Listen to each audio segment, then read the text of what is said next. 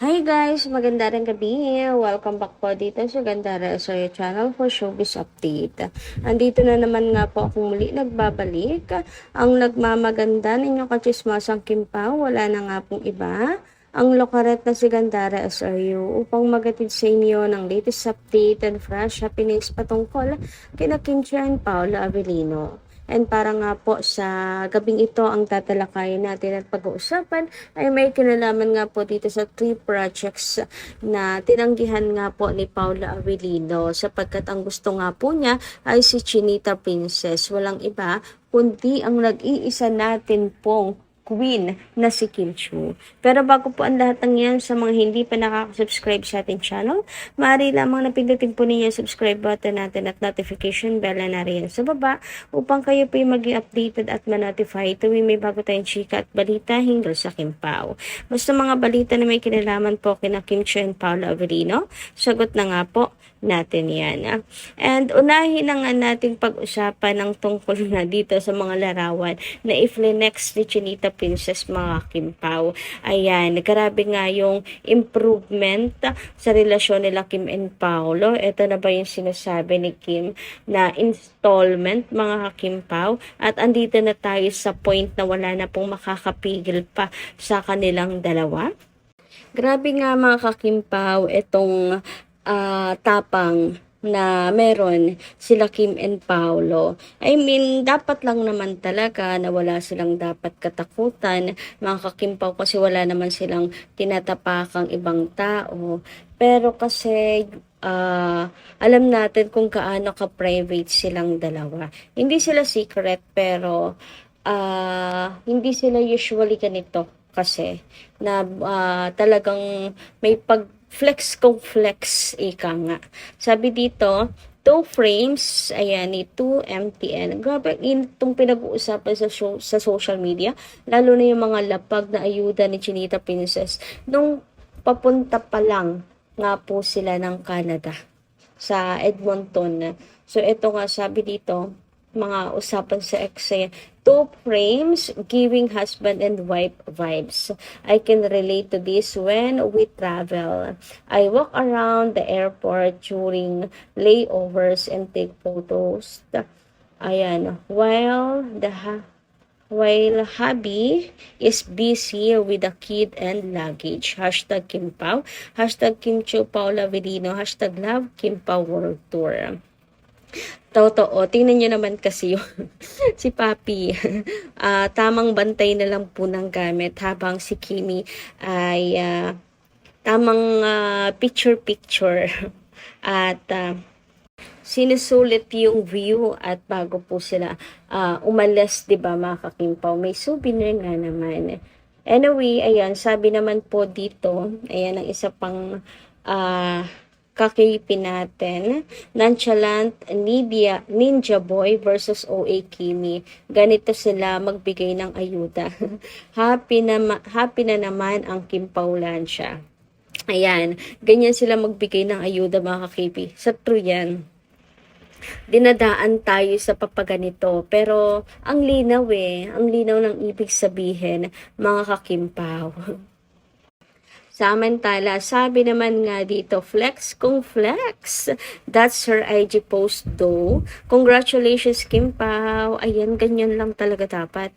Flex kung flex. Take note, kay Chinita Princess na account po yan. As in, siya mismo nag-post sa wall niya, sa social media account niya, mga kakipi. O, diba, ganyan na po ka-proud at katapang ngayon ang Kim Pao, lalo na si Chinita Princess, na alam po natin na sa kanilang dalawa ay siya pa itong tikom ang bibig sa relasyon nila. Pero it seems that talagang inaamin na ni Kim Chiu ang kanila pong relasyon ni Paula Avellino at pinangangalandakan sa buong mundo. Kaya naman layag na layag ang Kim Pao.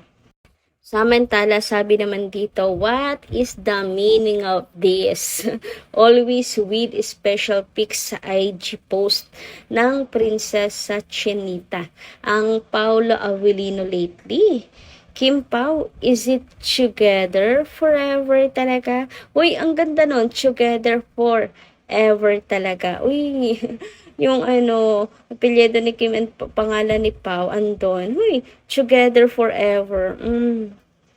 I-manifest natin yan mga ka-Kim Pao. Anyway, congratulations pala again and again and again, Kim Pao, sa inyong napaka-successful na show sa Edmonton and looking forward dito sa Toronto.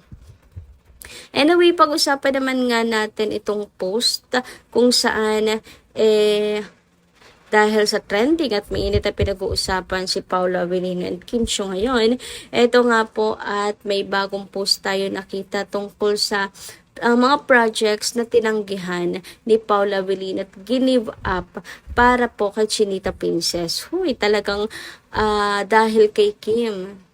Well, alam naman na po naman nating lahat, di po ba, na talagang pangarap niya na makatrabaho si Paula. Aba, ganyan na nabigay siya ng pagkakataon, palalagpasin niya pa ba yan? Di ba hindi na? Go for it. And sumakses naman siya. Nagtagumpay naman po siya sa kanyang desisyon, mga ka-Kim Pao, na wag palipasin yung pagkakataon na makatrabaho niya si Kim Chiu. Ilang beses din kaya siya nagparinig. Ilang beses din po kaya siya nagparinig kay Kim.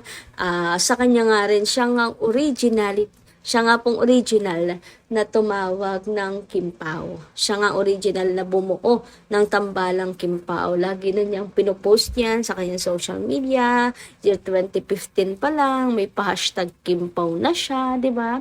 Sabi nga dito, Paula Avellino, give up pala ang 2 to 3 projects. Maka-love team lang si Kim Chiu.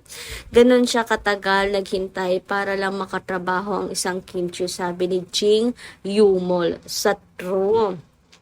Ganyan po katagal naghintay si Paula Avellino, kaya naman talagang ida-down niya man pong projects na pwedeng makaabala sa project nila ni Kim Chiu, di ba?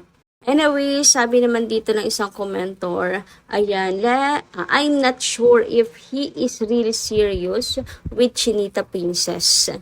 If you see some of their photos together, Kimi, who always make the effort, and he just look. Sometimes Kimi is telling him to say something. Kasi nga si Pao po introvert. Alam niyo ba yung word na introvert? Ayan, hindi niyo siguro kilala talaga si Paula Avellino. He's serious talagang tao. Pero ang laki nga ng pagbabago ni Paula Avellino, to be honest Very nonchalant lang po talaga yan siya. Yung tipong lahat nagkakantahan, lahat ay masaya. Siya parang tulalay lang. No reaction yung face. Very nonchalant. And may ganun talagang tao. Tanggapin na po natin. At isa si Paula Avellino doon. But it doesn't mean na hindi siya seryoso kay Chinita Princess. Sila lang po ang nakakaalam niya. Silang dalawa lang. And hindi naman si Kim po TANGA, di ba? Para siya yung tulad na sinasabi nyo, siya yung gumagawa ng effort, nagpapaka-TNGA nga. And kung pagiging seryoso lang din naman ang pag-uusapan, seryoso po siya kay Chinita Princess. Kasi si Kim ay very ideal woman, ideal girlfriend, ideal wifey. Anyway, dumako naman tayo ngayon, mga ka-Kim Pao, dito sa comment po ni Ma'am Mila Carillo. Shoutout po sa inyo at maganda rin gabi. Gandara, tama lang yan. Pinakita ng Kim Pao ang totoo. Ang totoong kilos. Hindi palabas kundi totoo na yan. Natural na ang kilos ng Kim Pao para wala nang tanong ang bashers sa atin. Kim Pao, ayan, puro sira ang mga bashers lalo na kay Pao. Ayan. Diyan na pinatunayan na mag-asawa na sila. Kaya mga nega, tigilan nyo na ang kakadikit sa aming idol. Kim Pao, masaya na silang dalawa. Sa aming idol Kim Pao, masaya na silang dalawa at panatag na kami na mga fans, solid senior, tapat at tiwala lang tayo sa Kim Pao. Support, blessings sa mga na dumarating sa buhay nila ng Kim Pao. Todo support lang kami hanggang dulo. Thanks God, gabayan mo po ang Kim Pao. Nandito lang kami sa paligid, nakasubaybay lagi sa Kim Pao. Grabe, totoo, Mamila Carillo. Yung galaw nila, Kim and Paolo, hindi na po palabas yan eh. Hindi na po yan fan service, kundi totoong-totoo na yung kilos nila, natural na natural. Alam mong komportable sila sa isa't isa. Tulad ng sinabi ko, si Kim, hindi rin yan sanay sa sweet-sweetan, mga kakimpaw. Kasi may mga fan service din siya before, pero ang layo sa ginagawa nila ni Paolo Avellino na pakilig. Tapos si Paolo Avellino din, nako hindi po niyan kaya na makipagplastikan sa mga fans or lokohin ang mga tao, lokohin ang mga fans. Hindi po niya masikmura yon. Pero kasi may totoong feeling siya kay Chinita Princess. Kaya nung una, enjoy na enjoy lang po siya. And ngayon na may real score na silang dalawa, natural na ang kanila pong ginagawa, mga kakimpaw. Extra na lang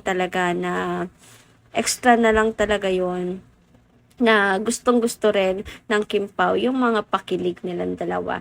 Anyway, hanggang dito lang po muna ang ating update. Maraming salamat po sa inyong pakikinig and kita kasi po muli sa mga susunod natin chika. Maraming salamat at ingat po kayo palagi.